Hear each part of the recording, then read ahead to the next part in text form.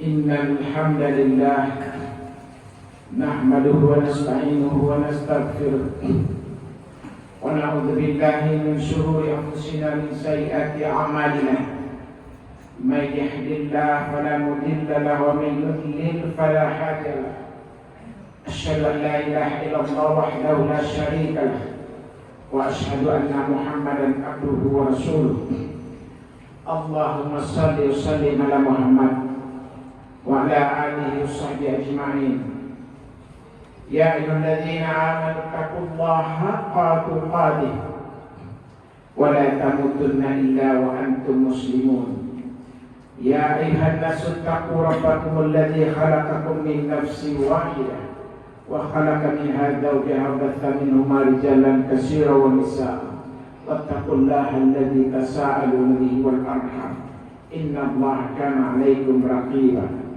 يا أيها الذين آمنوا اتقوا الله وقولوا قولا سديدا يصلح لكم أعمالكم ويغفر لكم ذنوبكم ومن يطع الله ورسوله فقد فاز فوزا عظيما. Sidang Jumat undangan Allah yang berbahagia. Marilah kita senantiasa meningkatkan keimanan dan ketakwaan kita kepada Allah Subhanahu wa Ta'ala dengan takwa yang sebenar-benarnya. Wala tamutunna illa wa antum muslimun, dan janganlah kita mati kecuali dalam keadaan beriman dan bertakwa kepada Allah dengan iman dan takwa yang sebenar-benarnya. Jamaah yang dimuliakan oleh Allah Subhanahu wa Ta'ala,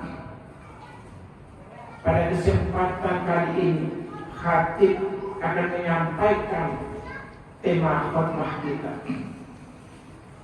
Kita akan mentadabburi ayat-ayat Al-Quran tentang bahwa Islam memerintahkan, Islam mengajarkan kepada umat Islam untuk menjadi umat yang berpenghasilan, umat yang sukses, umat yang kaya, umat yang menjadi tangan di atas. Banyak ayat di dalam Al-Quran berbicara seperti itu. Karena apa? Karena Islam mengajarkan ketika kekayaan diberikan oleh Allah, maka tentulah digunakan sesuai dengan yang diamanahkan oleh Allah. Tidak untuk kemaksiatan, tetapi adalah untuk kebaikan-kebaikan. Kita bisa lihat betapa seorang sahabat daripada Rasulullah SAW, Abdurrahman bin Auf misalnya, menjadi konglomerat di Mekah dan menjadi konglomerat juga setelah Rasul hijrah ke Madinah. Dengan hartanya kemudian Allah menjamin dia salah seorang sahabat yang dijanjikan surga oleh Allah Subhanahu wa Ta'ala. Dan begitu pula Utsman bin Affan, dia adalah seorang konglomerat di Mekah, konglomerat juga di Madinah, dan dia dijanjikan oleh Allah salah seorang sahabat yang dijamin oleh surga oleh Allah. Jadi Islam mengajarkan kepada kita untuk menjadi umat yang kaya, umat yang sukses, umat yang berkemajuan. Karena banyak ayat Al-Quran yang berbicara seperti itu. Seperti surat Hud 61 penggalan ayatnya, huwa ansha'akum minal ardi wasta'marakum fiha. Dia telah menciptakan kamu dari bumi, dari tanah, dan menjadikan kamu sebagai pemakmurnya. Kita diciptakan oleh Allah sebagai pemakmur bumi, untuk mengolah bumi, mengolah tambang, mengolah apa yang ada di dalam tanah, apa yang ada di permukaan tanah, apa yang ada di dalam lautan, yang digunakan untuk kesejahteraan umat manusia dalam rangka meningkatkan ketakwaan kepada Allah Subhanahu wa Ta'ala. Rasulullah juga bersabda, in qamatis sa'atu wa biyadi ahadikum fasilatun fastata'a an la taquma hatta yuqrisaha falyuqrisha falau bidzalika ajrun. Jika hari kiamat datang, sementara di tangan ada sebuah biji yang bisa Anda tanam, bila kita sanggup untuk menanamnya, maka tanamlah itu. Sebelum kiamat itu tiba, maka hendaklah ia menanam tanaman yang ada di tangannya itu. Ini hadis yang diajarkan oleh Muslim. Begitu hebatnya etos kerja yang diajarkan Islam kepada umat Islam, sehingga besok saja kiamat tidak tahu, tapi ada biji yang ditanam di tangan kita, maka kita diperintahkan oleh Allah untuk menanamnya. Ayat Al-Quran dan hadis menunjukkan bahwa ajaran Islam dan tidak hanya mengejar keuntungan dalam berbisnis, dalam berusaha, dalam menanam, tetapi semuanya itu bertujuan dalam rangka untuk meningkatkan ibadah, meningkatkan keimanan dan ketakwaan kita kepada Allah Subhanahu wa Ta'ala. Di dalam surat At-Taubah ayat 105 juga Allah berfirman, wa qul i'malu fasayarallahu 'amalakum wa rasuluhu wal mu'minun wa saturadduna ila 'alimil ghaibi wasyahadati fayunabbiukum bima kuntum ta'malun. Artinya, bekerjalah kamu, maka Allah dan Rasulnya serta orang-orang mukmin akan melihat pekerjaan kamu itu,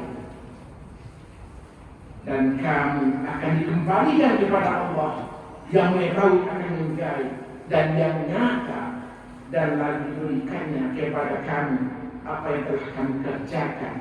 Jadi Al-Quran sangat nyata memerintahkan kepada kaum muslimin, kepada kita umat Nabi Muhammad SAW untuk bekerja semaksimal-maksimal sehingga kita menghasilkan sesuatu yang terbaik untuk diri keluarga, untuk agama dan bangsa dan negara. Dan Rasulullah mengajarkan kepada kita dalam bekerja untuk menjunjung tinggi tentang kejujuran. Seperti Rasul telah mencontohkan ketika Rasulullah menjadi bekerja dengan Siti Khadijah misalkan. Abu Sa'ad meriwayatkan bahwa Rasulullah SAW pernah bersabda, at-tajirus saduqul aminu man nabiyyina wasiddiqina wal syuhada. Pedagang yang jujur dan dipercaya akan dimasukkan oleh Allah ke dalam golongan para nabi, golongan orang-orang yang jujur, dan golongan para syuhada. Ini diriwayatkan oleh At-Tirmidzi. Begitu mulianya kepada mereka yang berdagang, kepada mereka yang berbisnis, kepada mereka yang bekerja keras. Etos kerja Islam mengajarkan kepada umat muslim melalui Al-Quran dan Sunnahnya sangat luar biasa. Maka mustahil seharusnya kalau orang muslim itu berada di bawah garis kemiskinan. Kalau hari ini lebih 100 juta penduduk negeri ini berada di bawah garis kemiskinan, boleh jadi karena kalau muslimin kita meskipun KTP-nya Islam tetapi tidak memahami ayat-ayat Al-Quran dan Sunnah yang diajarkan oleh Allah dan Rasulnya. Bagaimana motivasi untuk bekerja keras, bagaimana motivasi untuk mengejar harta, karena tidak sempurna beribadah seseorang, tidak sempurna keimanan seseorang ketika terganggu dengan harta-hartanya. Maka Rasulullah Allah juga menyampaikan dalam firman-Nya, wa halallahu al-bai'a wa harrama riba. Allah menghalalkan jual beli dan mengharamkan riba. Untuk berbisnis, berjual beli, bertransaksi baik offline maupun online, Allah memberikan keikhlasan kepada kaum muslimin dan memberikan kehalalan. Dan yang diharamkan Allah adalah mereka yang melakukan keribaan.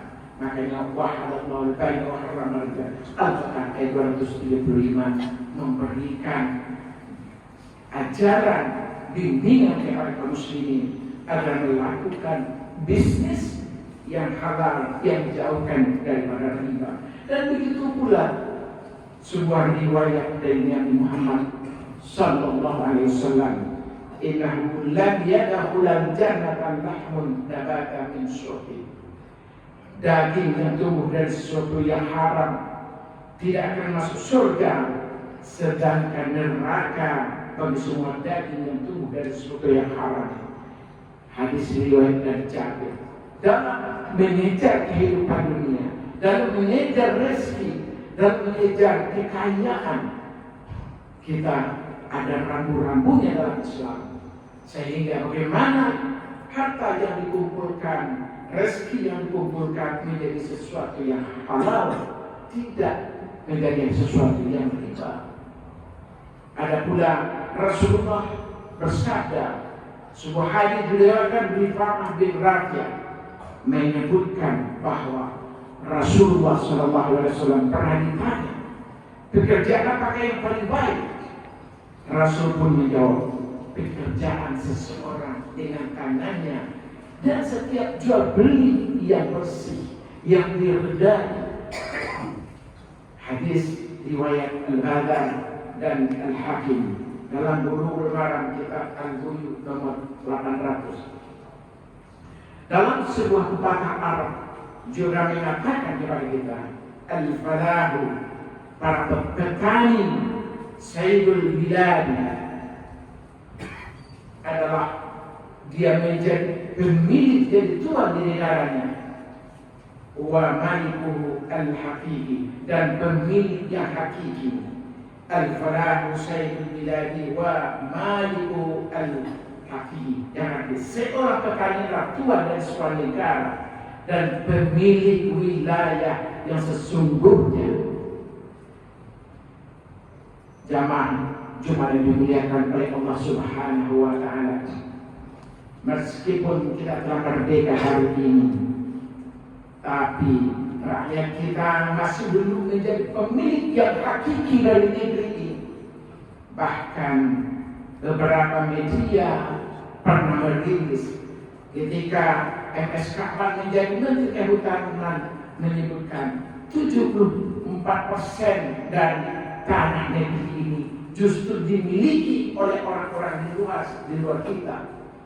Dan terakhir saya mengikuti di media sosial, bahkan katanya sudah lebih dari 80% tanah negeri ini justru dimiliki oleh asing dan asing. Padahal sejatinya pemilik sebuah negeri itu adalah mereka yang menguasai tanah itu. Itu sesuai dengan pepatah Arab tadi.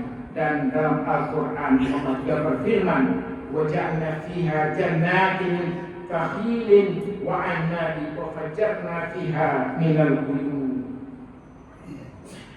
لِيَأْكُلُوا مِنْ ثَمَرِهِ وَمَا عَمِلَتْهُ أَيْدِيهِمْ أَفَلَا تَشْكُرُونَ. Surat Yasin ayat 34 dan 35. Artinya, kami menjadikan dari semuka bumi ini tempat yang sesuai untuk dibuat ladang-ladang kurma dan anggur. Kami pancarkan banyak air di situ. Tujuannya supaya mereka boleh mendapatkan rezeki dari hasil tanaman tersebut. Dan tanaman-tanaman yang mereka usahakan adalah mereka hendak adakah mereka hendak bersyukur. Jadi sangat jelas Al-Quran menjelaskan kepada kita bagaimana dengan bumi, air, dan yang terkandung di dalamnya akan digunakan sebesar-besarnya untuk kesejahteraan penduduk negeri itu dan manusia-manusia berada di negeri itu. Dan dalam sebuah riwayat Rasulullah SAW juga bersabda, فَلَا يَعْرِسُ الْمُسْلِمُونَ غَرْسًا فَيَأْكُلَ مِنْهُ إِنسَانٌ وَلَا دَابَّةٌ وَلَا طَيْرٌ إِلَّا كَانَ لَهُ صَدَقَةً إِلَّا يَوْمِ الْقِيَامَةِ. Tidaklah seorang muslim menanam tanaman apapun lalu tanaman itu dimakan oleh hewan, dimakan oleh binatang, dimakan oleh makhluk apapun, dimakan oleh manusia, kecuali hasil yang dimakan itu akan menjadi sedekah wajib. Jadi luar biasa, ini adalah merupakan dorongan agar kaum muslim itu mempunyai etos kerja yang besar, etos kerja yang tinggi, sehingga mampu memakmurkan bumi, karena banyak sekali ganjaran yang diberikan oleh Allah Subhanahu wa Ta'ala.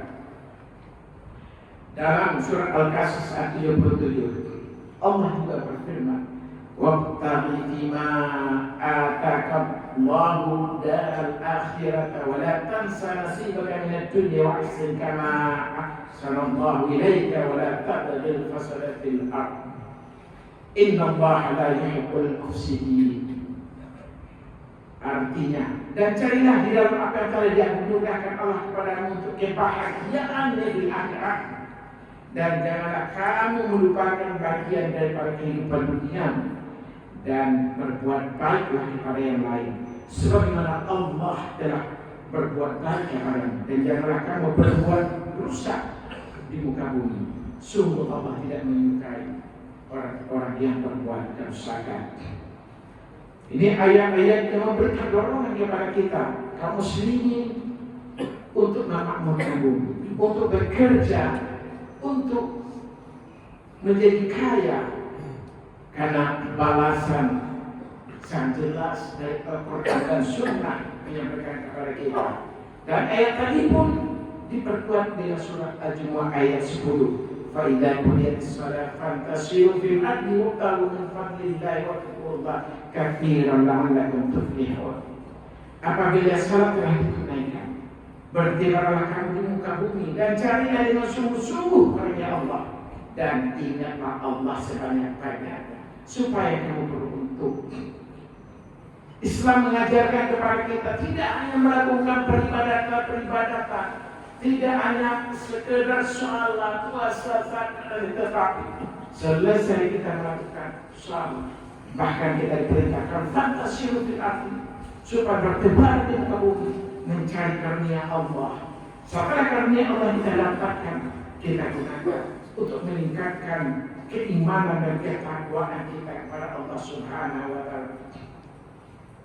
Begitu pula surah Al-Baqarah ayat 148, "Wa likulli wijhatun huwa muwalliha fastabiqul khairat." Dan setiap umat mempunyai kiblat yang dia menghadap kepadanya, maka berlomba-lombalah kamu dalam kebaikan. Fastabiqul khairat.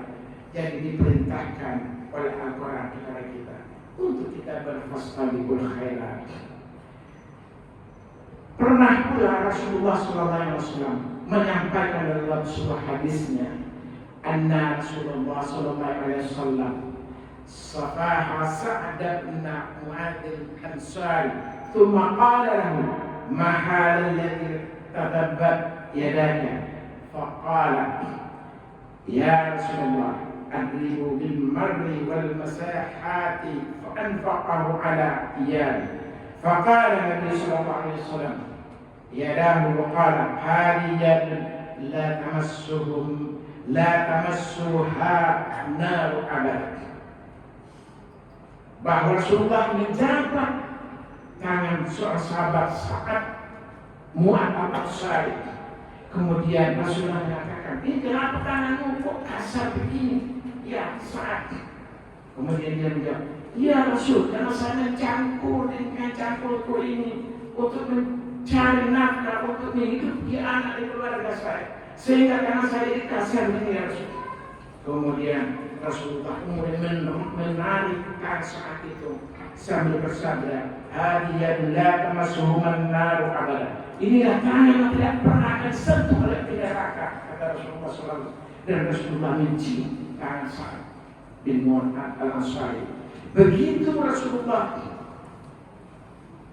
betapa dia memberikan kemuliaan kepada mereka yang bekerja keras, bahkan ada tukang petani yang kerja keras. Rasulullah mencium tangan dan mengatakan bahwa ini adalah hadiah adalah sunnah. Inilah tangan yang tidak akan pernah sentuh oleh neraka kepada mereka yang bekerja keras. Maka tangannya yang melekuk, tapi Allah dan Rasulnya memberikan penghargaan bahwa disebabkan kerja kerasnya itu, Allah menjauhkan dia dari api neraka. Dan dalam hadis yang diriwayatkan oleh Ibnu Abbas, barang siapa yang di sore harinya dia merasakan kelelahannya bekerja, kemudian Allah memberikan ampunan kepadanya. Inilah Rasul mengajarkan kepada betapa luar biasanya ketika hari ini kita bekerja seharian, bekerja di kantor, bekerja di sawah, bekerja di toko, bekerja dimanapun kita, lalu di sore hari kita merasakan kecapean. Kata Rasulullah, Allah akan mengampuni dosa-dosanya tanpa kita minta ampun pun. Bahkan disebutkan oleh Ibnu Abbas, Allah mengampuni diakibatkan karena keletihan kita bekerja keras. Begitu Islam meninggikan orang-orang yang mempunyai etos kerja yang tinggi. Ada pula hadis yang diriwayatkan oleh Imam Bukhari dari sanad dari Aisyah, bakiru talabat rizki wal hawaji fa innal qudwa barakatuh wan najah. Berpagi-pagilah kamu untuk mencari rezeki dan kebutuhan hidup, sebab di waktu pagi itu mendatangkan keberkahan. Ini semua adalah hadis-hadis dan ayat-ayat yang memberikan dorongan kepada untuk kaum muslimin untuk bekerja keras, untuk menghasilkan mengolah bumi, untuk kesejahteraan keluarga, kesejahteraan agama, kesejahteraan umat manusia, sehingga melahirkan hasil-hasil yang terbaik untuk diri, keluarga, bangsa dan negara. Pernah pula suatu ketika Umar bin Khattab bertemu dengan seorang pemuda yang gagah, yang perkasa, yang berotak besar. Lalu Khalifah bertanya, wahai anak muda, apa pekerjaanmu? Kemudian anak muda itu menjawab, ya Khalifah, saya menganggur. Begitu Khalifah mendengar anak muda ini menganggur, murung wajah dari Khalifah Umar bin Khattab ini. Sedih dia, ada pemuda yang gagah, yang perkasa, yang berotot besar, tapi dia menganggur. Sementara bumi Allah sangat luas, lapangan untuk kehidupan sangat luas diciptakan oleh Allah untuk umat manusia, untuk kaum muslimin. Makanya Khalifah sangat sedih dia. Bahkan Khalifah dalam kesempatan lain Umar bin Khattab mengatakan, la yaqulu ahadukum an talabil rizqi wa yaqul Allahumma rzuqni faqad alimtum anna samaa'a la tumtiru dhahaba wa la fiddah. Yang artinya tidak pantas seorang di antara kamu malas mencari rezeki dengan hanya berkata, ya Allah berikanlah aku rezeki, sedangkan ia mengetahui bahwa langit tidak pernah menurunkan emas dan perak, karena Allah telah ciptakan seluruh rezeki di bumi kita. Maka kita sebagai hamba Allah, umat daripada Rasulullah SAW, diperintahkan untuk mengupayakan rezeki itu, mengusahakannya, mencarinya. Dan begitu pula 5 kali setiap hari ada panggilan hayya shalah, mari kita dirikan salat. Tapi setelah itu panggilan hayya falah, mari peroleh kemenangan. 5 kali subuh, zuhur, asar, maghrib dan isya. Bahkan tambah lagi dengan qamatnya.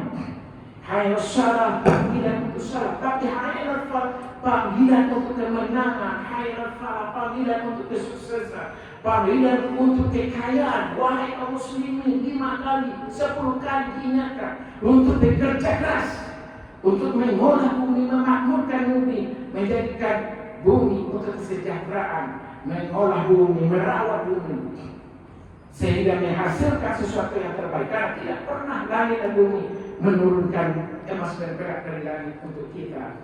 Jadi bagaimana dengan panggilan Hailal Falah itu adalah panggilan untuk memperoleh kemenangan, untuk hebat dalam bisnis, menang dalam bisnis, menang dalam bekerja, menang menjadi pejabat, menang menjadi pemimpin, menang menjadi orang yang kaya. Hari ini yang kaya, yang orang-orang justru orang-orang di luar kita. Padahal tidak ada ayat-ayat yang diterima untuk memberikan motivasi dan lain. Sesungguhnya kaum muslimin yang Allah dan Rasulnya yang diberikan bermacam-macam motivasi daripada Al-Quran dan Sunnah, sehingga bagaimana dia akan menguasai bumi, mengolah bumi, menjadi sukses, menjadi kaya raya, menjadi memperoleh kemenangan itu. Hayyal falah itu dipanggilkan kepada orang muslim agar menjadi penguasa bumi, penguasa di negeri ini. Tetapi boleh jadi baru kita mengerti, baru sekedar azan dan qamat sebagai panggilan sholat, belum kita memahami bahwa itu adalah perintah dan panggilan agar umat muslim menguasai faktor-faktor ekonomi, faktor-faktor sosial, faktor-faktor budaya, faktor-faktor politik, apa yang terkandung di dalam bumi, di daratan, di lautan, agar kaum muslimin mengolahnya dan menguasainya sehingga menjadikan kemakmurannya. Dan begitu pula ada lagi perintah daripada Allah dan Rasulnya untuk menjadikan bahwa rukun iman kita. Kalau rukun iman mereka yang miskin hanya 3 syahadat, salat dan puasa. Tetapi ketika Anda kaya, maka ada rukun daripada iman yang tambahannya itu syahadat, salat, zakat, puasa dan haji. Orang yang berzakat adalah orang yang kaya. Minimal dia mempunyai 85 gram emas satu nisabnya 1 tahun. Ya kira-kira diperhitungkan yang luas sekarang mungkin sekitar 120 juta. Minimal punya penghasilan 10 juta per bulan, baru bisa termasuk orang yang zaki, orang yang masuk perintah daripada zakat ini. Dan apalagi dengan haji membutuhkan mungkin puluhan juta, mungkin ratusan juta, dan diperintahkan kepada mereka yang mampu artinya mereka yang ekonominya kuat. Dan perintah haji dan perintah zakat kepada muslim agar dia menjadi kaya, agar dia menjadi orang yang mampu, sehingga dia bisa berzakat, bisa berhaji. Rukun Islam kepada mereka yang berpenghasilan itu bisa menjadi 5, tapi ketika dia tidak berpenghasilan alias dengan kere, dengan miskin, maka rukun Islamnya hanya menjadi 3. Kemudian lebih lanjut, al-yadul ulya khairun min yadis sufla. Tangan yang di atas Allah memberikan kemuliaan lebih daripada tangan yang di bawah. Karena tangan di atas adalah tangan yang memberi, tangan yang bersedekah, tangan berinfak, tangan yang berzakat, tangan yang berwakaf, tangan memberi makan yatim, tangan yang memberi makan orang yang miskin.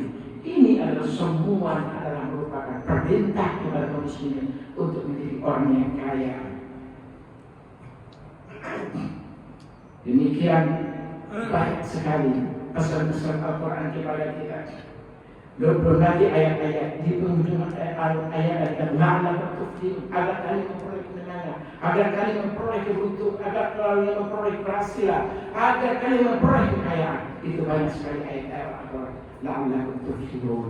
Dan begitu pun juga ketika kita berdoa Rabbana atina fid dunya hasanah fil akhirati hasanah qina adzabannar. Kita berdoa kebaikan dunia, kebaikan akhirat. Kebaikan dunia tentunya kita mengejar kehidupan dunia dengan harta dan materi. Ketika kebaikan akhirat kita doakan, kita tentunya adalah berdoa, beramal saleh, mengerjakan ibadah-ibadah yang luar biasa sehingga kita menjadi hamba-hamba yang memperoleh kemakmuran. Aku qawli hadza astaghfirullah huwal ghafurur rahim.